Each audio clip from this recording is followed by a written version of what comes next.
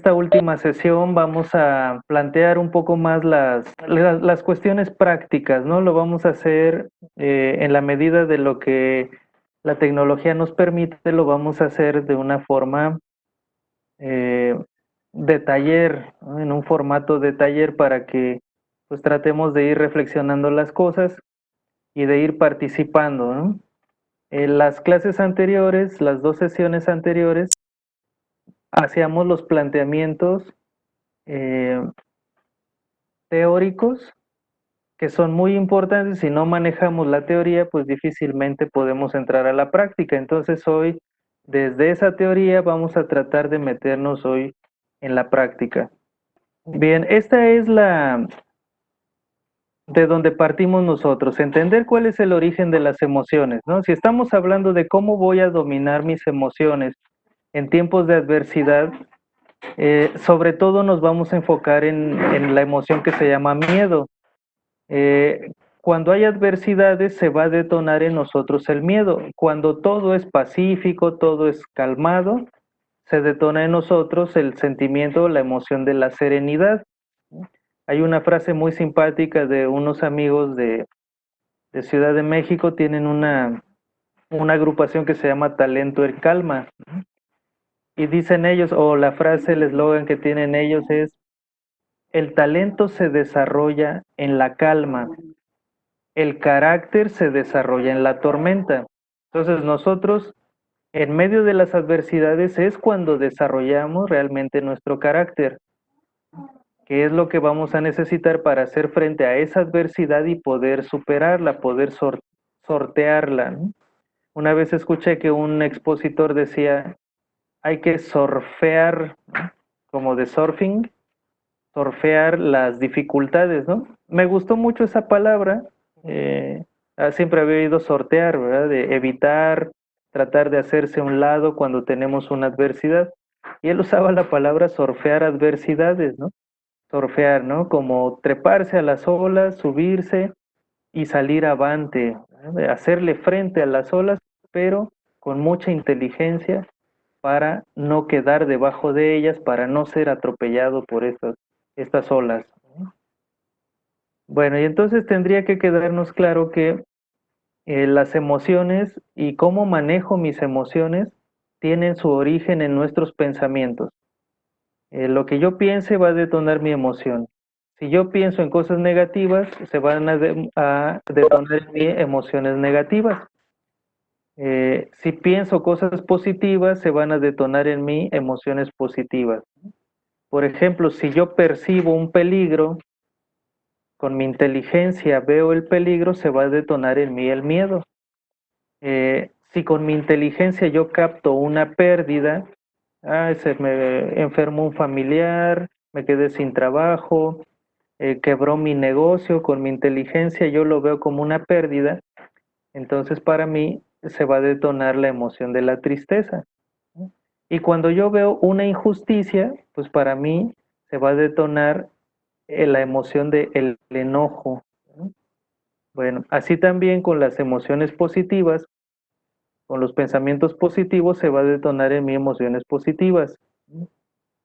Si me dan un bono en mi trabajo o un aumento, mi inteligencia me lo va a mostrar como algo positivo y se va a detonar en mí la alegría.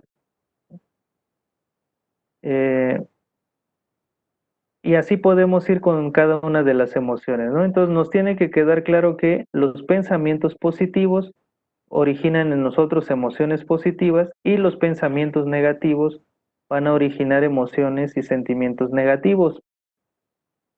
Tenemos emociones negativas, pusimos las básicas: miedo, tristeza, ira. Las emociones positivas, que son la confianza, la alegría y la serenidad. ¿Cómo le hago? Eso es lo que vamos a ver esta tarde. ¿Cómo le hago para pasar de las emociones negativas a las emociones positivas?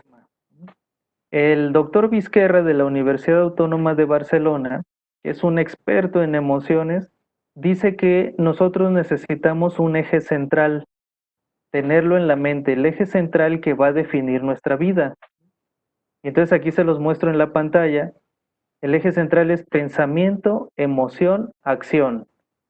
Lo que yo pienso va a detonar lo que yo siento, mis emociones. Y las emociones que yo tengo, que yo vivo, son las que me van a llevar a mi acción, a mi actuar, es decir, a mi conducta, ¿no? Si tengo un pensamiento de una injusticia, me voy a sentir enojado y desde mi enojo voy a tomar acción, pero hay que ver que si mi acción va a ser inteligente o no. Ante una injusticia, como estoy enojado, puedo poner límites, hacer reclamos de manera asertiva o tener una conducta disruptiva, hacer daño, insultar, romper relaciones y después arrepentirme, ¿verdad? Tener consecuencias terribles. Entonces, esa es la idea de que vayamos nosotros dominando nuestros pensamientos para así dominar nuestras emociones, que son las que nos van a llevar a nuestra conducta, a nuestras acciones, ¿no? Por ejemplo, si una persona piensa en pérdidas todo el tiempo, pues se va a sentir triste y deprimido. Entonces, de sus pensamientos de pérdidas le viene la emoción de la depresión y una persona deprimida pues no va a actuar, se va a quedar en su casa, va a decir mañana salgo a hacer ventas, mañana salgo a buscar prospectos. Entonces, en ese sentido, desde nuestros pensamientos se va dando forma a nuestra vida. Bien, un dato curioso o dos datos curiosos que les quiero compartir. Dice así el primero, las emociones negativas consumen el 70% de las energías de nuestra gestión emocional. La gente con emociones negativas se va a cansar muchísimo. Una persona que está asustada, que es la característica del estrés, cuando estás asustado, lo que vas a tener es un desgaste de energía tremendo. Es lo que nosotros conocemos como estrés, que nos va a llevar al síndrome de burnout, ¿no? El síndrome de sentirse quemado, ¿verdad? Y te quita, dice el doctor Vizquerra, el 70% de tu energía, ¿no? Una persona enojona también eso le quita muchísima energía, ¿verdad? Y la gente triste, pues ni se diga, ¿verdad? Sin energía todo el tiempo. Otro dato curioso, dato importante es que las emociones negativas limitan nuestro sistema inmunológico. El doctor Lamoglia, un psiquiatra muy reconocido en nuestro país, eh, le gusta compartir algunos videos en redes sociales y apenas estaba escuchando uno de sus videos, unos videos breves, hablaba él del miedo, la relación que hay entre el miedo y las enfermedades. Entonces él decía que una persona que contrae el COVID-19, este famoso coronavirus, y además está asustado, tiene menos probabilidades de salir adelante. Una persona que contrae el virus, pero no está asustado, tiene más probabilidades de que le vaya mejor con este virus y lo supere eh, de una mejor manera. Entonces el doctor Lamoglia nos dibuja esa imagen, esa escena. El doctor Lamoglia es un médico psiquiatra muy famoso en México, muy querido, muy conocido, y él hablaba a propósito de la pandemia, de cómo nuestras emociones van a tener un impacto importante en los enfermos, en los contagiados, en su recuperación o en su falta de recuperación, ¿verdad? Entonces, una persona asustada, que además se infecta, primero, si estás asustado, se va a venir abajo tu sistema inmunológico. El sistema inmune pierde energía y entonces si tú estás asustada, estás asustado, es más probable que te enfermes, ¿no? Si estás enojado, si estás triste y deprimido, tus defensas van a bajar. Entonces siempre va a ser más probable que te enfermes cuando eres una persona reactiva, enojona, que tiende a la depresión o que tiende al estrés y a estar asustado. Y entonces el doctor Lamoglia nos pone la imagen o la escena. Dice, imagínense a un paciente ya confirmado con el coronavirus, el COVID-19, que está encamado, sabe que está en el pabellón de infectados, está intubado y nadie le habla. No ve a su familia, no habla con sus seres queridos. Los médicos generalmente no están formados para hacerle plática al paciente, las enfermeras tampoco. Entonces se siente solo, se siente asustado, sabe que tiene coronavirus. Entonces dice el doctor Lamoglia, estas personas la van a pasar muy mal eh, en esa lucha contra el coronavirus. Entonces es importantísimo que nosotros dejemos nuestras emociones negativas, nos coloquemos del lado de las emociones positivas para que podamos tener una mejor salud, una mejor vida social, una mejor vida en términos generales, ¿de acuerdo? Eh, Les voy a platicar un paciente que tuve, un cliente, para que veamos cómo puede afectarnos el enojo o cualquier emoción negativa. Les platico la historia. Esta persona yo la atendí hace como 2 años. Se trata de una mujer ya de alrededor de 63 años, 64 años, que asistió a una de mis conferencias y entonces sus hijas, algunas de sus hijas asistieron a una de mis conferencias, la llevan a ella y entonces pues ella me pide hablar conmigo. Entonces le digo, sí, por supuesto, vamos a tener una sesión de coaching. Y entonces ya en la sesión de coaching, pues yo le pregunto, a ver, platícame cuál es qué es lo que pasa, ¿no? Por qué estás aquí? Y me dice esta señora, dice, ay, es que estoy enojada, llevo mucho tiempo enojada, casi todo el tiempo estoy enojada, y ya no quiero ver a mis hijas, ya no quiero ver a mis hijos, a mis nietos, todo el tiempo estoy enojada, pero yo no era así, ahora soy muy enojona. Y dice ella, ya fui al psicólogo y no me sirvió, ya fui al psiquiatra y no me sirvió, estoy tomando pastillas para dormir y no me sirve. Dice, así es que eres mi última esperanza, ¿no? Pues son palabras muy simpáticas o muy fuertes, ¿verdad? Digo, pues ni el medicamento funcionó, ¿verdad? Y entonces, pues dice que por eso viene a verme. Entonces yo le pregunto, ¿desde cuándo estás enojada? Y ella dice, desde hace 2 años. Dice, yo no era así, yo siempre he sido una mujer muy alegre, pero desde hace 2 años siempre estoy enojada.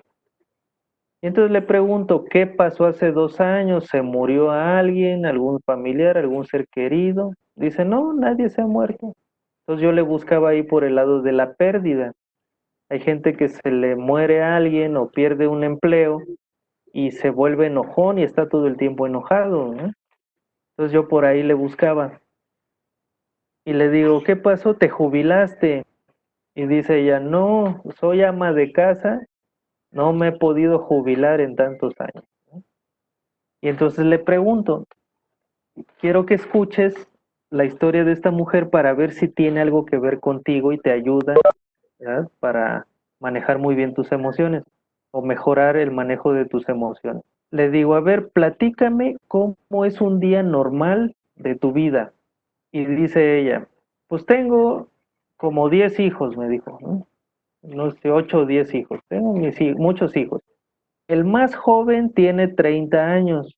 Mis hijas, las más jóvenes, viven en mi casa, todas trabajan, pero yo les hago la limpieza, yo me encargo de la casa, yo me encargo de su ropa y me encargo de la comida, de los alimentos.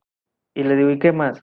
Y dice, tengo una hija que también vive conmigo, pero también mi yerno, y tienen 2 hijos. Entonces también viven en la casa, mi hija y mi yerno trabajan, yo les ayudo con la casa y a veces con los hijos. ¿Y qué más?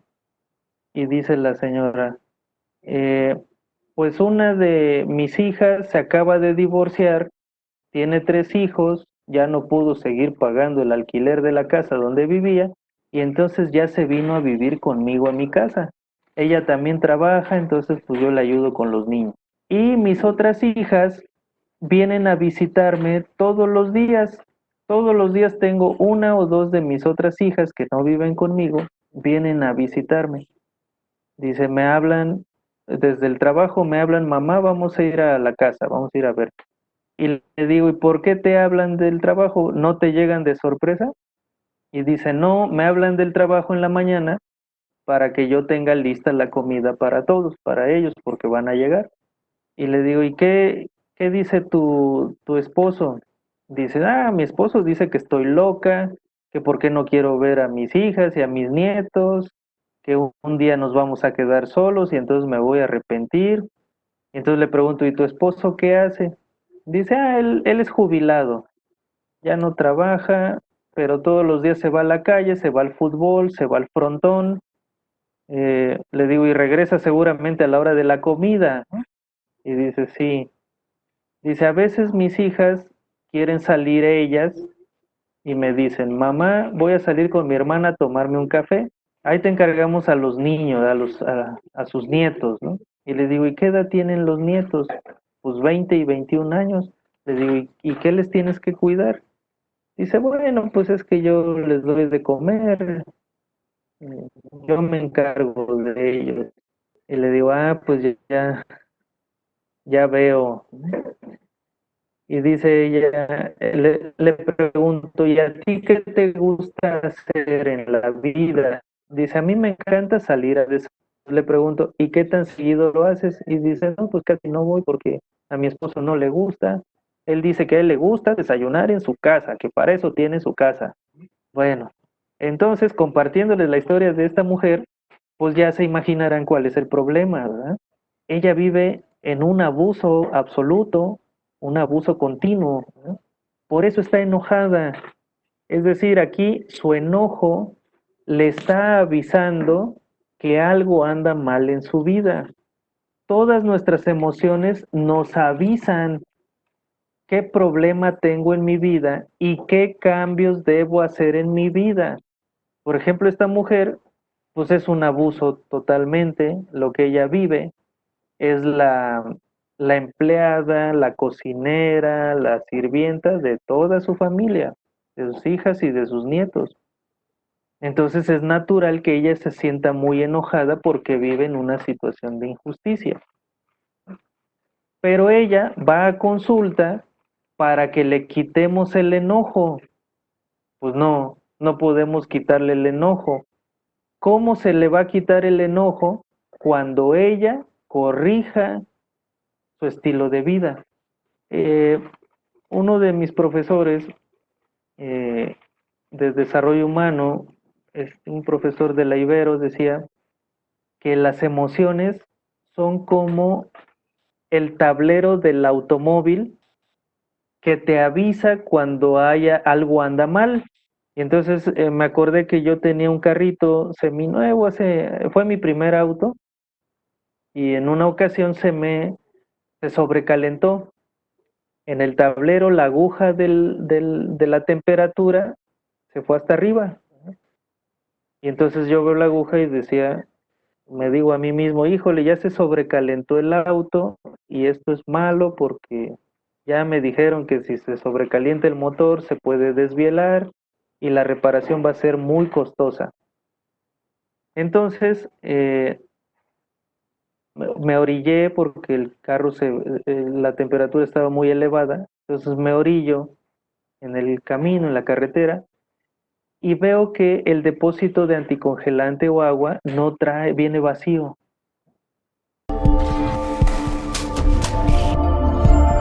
Entonces le puse agua, encendí el auto y la aguja ya estaba en su lugar. Le hacía falta agua. Pero el coche me siguió haciendo lo mismo los días siguientes. Entonces, bueno, se estaba vaciando el depósito de agua o de anticongelante. Lo llevé con el mecánico y dice, ah, lo que pasa es que trae una manguera, está fisurada, entonces por eso se sale el líquido, se evapora y se va. ¿Qué tuve que hacer para que el sistema de enfriamiento de mi auto funcionara? Cambiar la manguera nada más. Entonces fíjense cómo el tablero del automóvil, diría el doctor Valdés Castellanos, me avisa cuando algo anda mal en el automóvil. Dice, pues así son las emociones. En esa ocasión, el tablero me avisaba que el sistema de enfriamiento no estaba funcionando bien. Entonces así las emociones me avisan cuando algo en mi vida no va bien, sobre todo las emociones negativas, ¿no? Entonces esta mujer de la que les platico, esta paciente, pues está muy enojada. Su emoción enojo le está diciendo que no tienes la vida que te gustaría tener. Entonces, quiero que te preguntes si tú eres muy enojón o enojona, ¿qué es lo que no te gusta de tu vida en la actualidad? Y como lo vamos a hacer en forma de taller, quiero que tomes 20 segundos para que te vayas dando alguna idea. La pregunta es, ¿qué cosas te molestan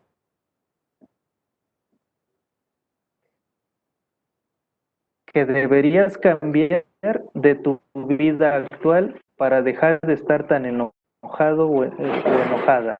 Por ejemplo, esta mujer que les platico, pues era un abuso total, era ella la cocinera de toda su familia, ¿no? De sus hijas ya mayores, de sus nietos. Entonces, ¿qué tiene que hacer una mujer que vive en esa situación? Tiene que poner límites, por eso está enojada. ¿Qué debe hacer esa mujer que pues ya la agarraron de cocinera y de sirvienta? Poner límites y decir basta, se acabó, ahora todos van a ayudar, ¿no? Por ejemplo, ¿no? Y a mí me gusta ir a desayunar fuera, así es que, a ver, tengo 10 hijos, pues se van a turnar para llevarme a desayunar 2 veces por semana. Entonces es una forma en la que ella podría replantear su vida, cambiar su vida, y entonces el enojo se va a ir. Por eso quiero que te preguntes tú, ¿por qué estás enojado? ¿Qué es lo que no te agrada de tu vida que debes cambiar para que el enojo se vaya? Quiero que te preguntes y si tienes dónde escribir a la mano, escribas tu respuesta. Muy bien. Entonces fíjate cómo el enojo que sientes no es tu enemigo y no tienes que luchar contra tu enojo. Debes de preguntarle a tu enojo, a ver, enojo, dime qué me quieres decir, de qué me quieres proteger, qué cambio crees que debo hacer en mi vida. Tuve un participante que dice, lo que más me enoja en la vida es que me cuesta trabajo llegar a fin de mes, a fin de quincena. Me gasto el dinero y llega el fin de mes y ya ando de malas. Eso me molesta mucho, ¿verdad? Ah, bueno, pues ¿qué te dice ese enojo? Ya estoy cansado de no llegar a fin de mes. Bueno, pues ¿qué cambios tienes que hacer en tu vida para sí llegar a fin de mes sin esas preocupaciones financieras? Entonces mi enojo me puede estar mostrando algo que no estoy captando del todo, ¿no? Em, vayamos con otra emoción. La tristeza. Si tú eres una persona triste que tiende a la depresión, entonces tienes que preguntarte, ¿qué siento que he perdido? Si tienes dónde escribir, anota ahí para la tristeza, ¿qué siento o qué pienso que he perdido en mi vida? Y entonces escribe tu respuesta. Ah, pues resulta que perdí a mi marido, perdí mi empleo, perdí mi juventud.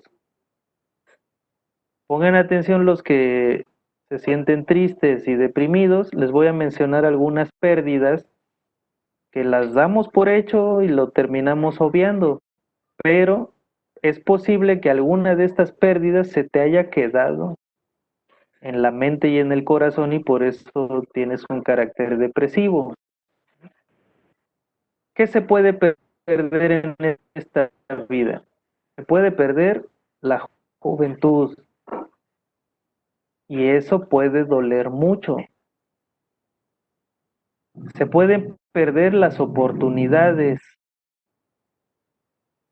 Híjoles, que pude hacer esto y no lo hice. Pude haber aceptado esta oportunidad y no la hice. Pude haber tomado este camino y no lo hice. Entonces eso puede mantenerte en la tristeza, ese tipo de pensamientos. Un divorcio, la ruptura de un noviazgo, un abandono. A veces hay gente que la abandonaron hace 20 años y todavía no lo supera, ¿verdad? ¿Por qué? Porque sus pensamientos siguen replanteando esa pérdida. Para los que sienten miedo, les voy a hablar de unos dragones del miedo, se llama. Fíjate en esta frase en el primer punto. ¿Cuántas cosas perdemos por miedo a perder? ¿Cuántas cosas perdemos por miedo a perder? Importantísimo tomarlo en cuenta. Fíjate, segundo punto, todos somos prisioneros de nuestros dragones. Pregúntate, ¿qué dragón miedo está deteniéndome? ¿Cómo se llama el dragón miedo que me quiere hacer desistir? Y en el tercer punto les pongo los nombres de estos dragones miedo, ¿no? Dice así, los nombres de estos dragones son variados. Dragón rechazo es uno de los miedos más generalizados, pero podría ser uno de los miedos más irracionales. La gente tiene derecho a decirte que no. ¿Por qué querrías tú que todos te dijeran que sí? No, pues esto no es así. A algunos les vas a agradar mucho y a otros no les vas a agradar y no tienes por qué agradarle a todos. Tienes que ser tú mismo y hacer las cosas bien. Pero aunque hagas todo bien, aún así no les vas a agradar a todos. Los youtubers, ¿qué dicen los youtubers? Pues tienen lovers y también tienen haters, tienen odiadores. Entonces, si tú publicas algo en las redes sociales, alguien te va a dar like y alguien te va a dar dislike. Entonces, hay que entender que eso es así. Luego, cuando voy con gente que es religiosa, católicos o cristianos, ¿verdad? Les digo, a ver, ¿ustedes creen o creemos que Jesús de Nazaret es el hombre más maravilloso que ha existido en este planeta, ¿no? ¿Y a él lo querían todos? Pues no, pues ni a él lo quisieron todos. Entonces, ¿qué estoy esperando yo? ¿Eh? Si no soy yo el hombre más maravilloso del planeta, ¿cómo espero que todos me quieran a mí? Entonces, es una idea irracional querer que todos me acepten, querer gustarle a todos, eso no es posible. Pero si tú quieres agradarle a todos, vas a generar el dragón rechazo. Otro dragón, dragón ridículo. Por eso la gente no quiere hablar en público. Dicen los estudiosos, es el miedo al ridículo. Pero el miedo a hablar en público viene de la soberbia. ¿Por qué? Porque te quieres ver bien, eres vanidoso o vanidosa, no quieres hacer el ridículo, ¿verdad? Entonces no te animas a hablar en público, ¿no? Entonces los especialistas dicen, el miedo a hablar en público viene de la vanidad, de querer verse bien siempre. No, pues hay que arriesgarse a quedar en ridículo. Y es más, yo creo que yo creo que todos nosotros, ustedes y yo, alguna vez en la vida hemos hecho el ridículo. Y algunas hemos hecho el ridículo más de una vez en la vida. Y no pasa nada, ¿verdad? pero es un dragón muy, muy peligroso o muy grande en nuestra imaginación. Luego tenemos al dragón fracaso. Hay una frase de Michael Jordan que dice, triunfé muchas veces, pero fracasé muchas veces más. Por cada triunfo que tuve, tuve 10,000 fracasos. El fracaso no es malo, es más bien es tu camino hacia el éxito. Cuando hemos visto que alguien tenga puros éxitos, nadie en la vida tiene puros éxitos. Y cuando llegas a tener éxito, es porque has fracasado antes. Eh, este famoso coach, John C. Maxwell, seguramente lo conocen, muy famoso, ha publicado muchas cosas desde el coaching. Él dice, el fracaso es el camino del éxito. Se llama John C. Maxwell, por si no lo conocen, por si quieren googlearlo, o por si quieren consultar alguno de sus libros, John C. Maxwell. Eh, Él dice, el fracaso es el camino del éxito, entonces no le tengas miedo al fracaso. Es necesario para que llegues al éxito. Y es más, él dice que en sus empresas, de la cual es propietario, y las empresas que él da consultoría, les dice a los ejecutivos, así es que si no conocías esta propuesta de John C. Maxwell, te la comparto.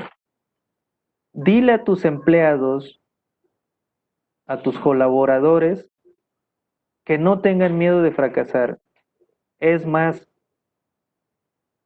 diles que tienen que fracasar lo más pronto posible. Y entonces les pide un número considerable de fracasos. Por ejemplo, le va preguntando uno por uno, a ver, ¿tú qué haces? Pues yo voy a ver prospectos. Muy bien. Entonces quiero que empieces a fracasar ya. Para conseguir 20 clientes, para conseguir un cliente, ¿cuántos prospectos debes ver? No, pues como 50. Entonces son 49 fracasos para que tengas un éxito.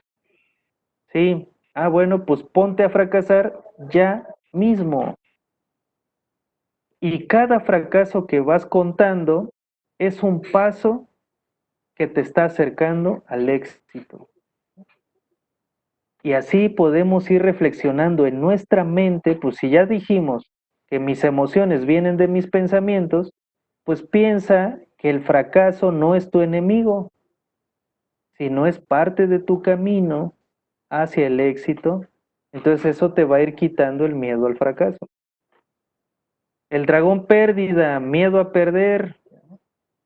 ¿Cuántas cosas hemos perdido por miedo a perder? El dragón soledad, híjole, mejor me quedo aquí viviendo un matrimonio miserable, o me quedo aquí con mis papás a quienes ya no aguanto, porque qué tal si me quedo solo.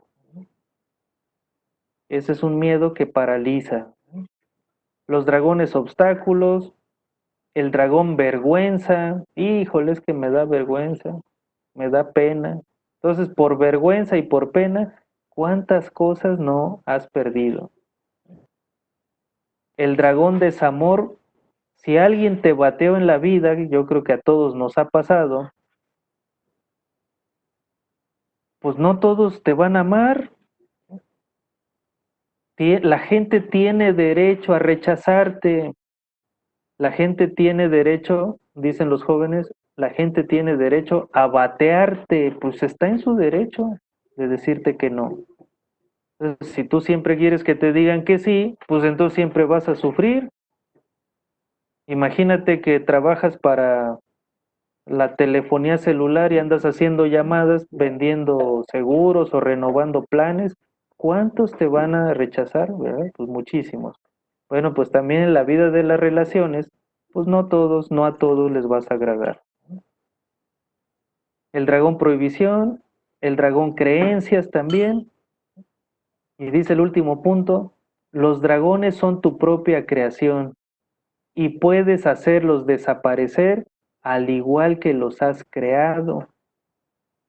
Algunos son herencias recibidas que te has quedado sin filtrar, es decir, porque tu papá o tu mamá así lo decían, son fruto de tu educación y del contacto con adultos que te han transmitido sus propios miedos y sus propios prejuicios.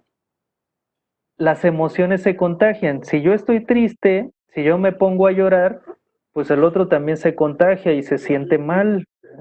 Entonces, si yo me pongo a reír y de esta manera tan simpática, pues la gente se va a contagiar. Sí, como dice Liz, es muy contagioso. Sí, sí, Nancy, la alegría se contagia, te hace reír. Entonces, sí, Janet. Y aquí lo que te quiero decir es que la respuesta está en tus manos. ¿Qué quieres contagiar a los demás? ¿A tus subalternos? ¿A tus colaboradores? ¿A tus jefes en la empresa? ¿A tu familia en casa? ¿Qué les quieres contagiar? ¿Tu pesimismo? ¿Tus miedos? ¿Tu miedo por la pandemia? ¿Qué les quieres contagiar? Pues esa decisión va a ser tuya. Pero ¿cómo te quieres contagiar a ti mismo de emociones, de pensamientos positivos y de emociones positivas? Pues te doy la clave que está escrita en muchos blogs, muchos libros. ¿Cómo le hago para sentirme mejor?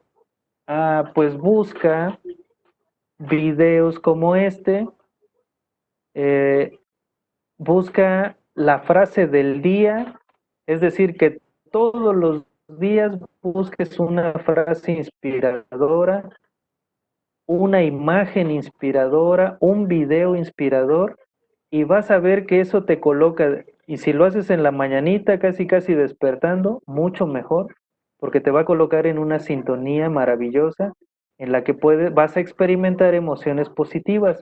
Y si tú sales contento o contenta de casa, hacia tu trabajo, hacia tus actividades, o a quedarte en la misma casa estás contento, pues vas a disfrutar mucho, mucho más la vida. Creo que Nancy y Janet están preguntando por si les podemos recomendar algún libro. Eh, yo les recomendaría en este momento mi libro, se llama Ética, la ciencia de la vida buena, pero está agotado. Entonces, en cuanto tengamos la nueva edición, el nuevo tiraje, la reimpresión, les avisaré con mucho gusto a través de Ale, para ver si les interesa y lo gustan adquirir. Pero les recomiendo un par de autores. Se llama Ética, la ciencia de la vida buena. Ética, la ciencia de la vida buena. Y el autor soy yo, su servidor, David Montes Espinosa, pero está agotado. Yo creo que en unos 3 meses tenemos el nuevo tiraje y con mucho gusto les aviso, ¿no? Porque si quieren adquirirlo. Y les doy un par de autores por si quieren seguir ahondando más en el manejo de emociones. Uno es el doctor Rafael Vizquerra, tiene varios libros, cualquiera de sus libros es de emociones, él es un especialista. Por supuesto está Daniel Goldman, que Inteligencia Emocional es un libro básico, siempre recomendable porque él, aunque no él es el investigador, pero refiere cientos de investigaciones científicas en su libro. Y por supuesto de la Universidad de Harvard, Tal Ben-Shahar, y de la Universidad de Pensilvania, Martin Seligman. Tiene un libro que se llama La auténtica felicidad. Y pues muchas gracias por brindarme la oportunidad de compartir pues un poco de mi experiencia y de mis conocimientos con todos ustedes.